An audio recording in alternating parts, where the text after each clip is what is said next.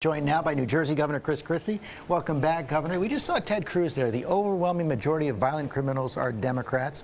You're a former prosecutor. What'd you make of that? Yeah, I had never noticed that in my background experience, but it doesn't really matter in the end, George. Some of this stuff that gets said, what the American people are really worried about right now is the safety and security of their homes, of the homeland.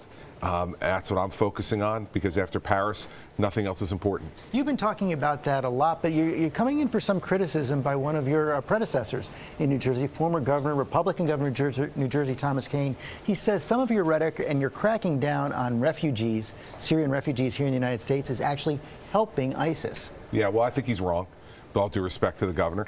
And my only point is this. Why doesn't the president listen to the FBI director? And the FBI director said that we can't vet these people and not vet them nearly at the speed that the president wants to bring them in. And so my point is very simple, George. The FBI director says they can't be vetted. The security and the safety of the American people have to be placed first. And it's no more complicated than that. It can't be 100%, but even women and children? But listen, George, we have seen women and children play roles in terrorist attacks before. You and I both know this. And so the fact is that we can all play to the UN crowd and say we want to get applause from those folks around the world. I'm worried about the homeland here.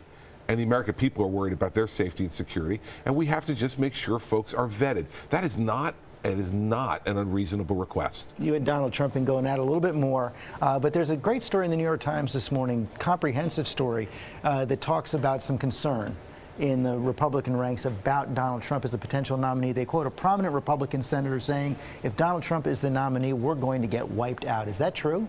I don't know, but he's not going to be the nominee because I am. And so I'm not worried about that. I'm not going to speculate about anybody else as the nominee because I'm in this thing to win.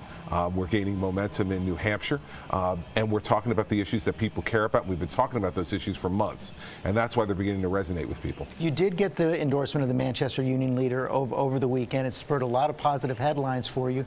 You're still stuck in 7th place in the polls in New Hampshire. Don't you have to win there to have a chance to get this nomination? Well, I don't know if I have to win there, George, but I have to do well there. I've always said I have to do well there. And I think we'll figure that out once we get to January, and see just how well you have to do.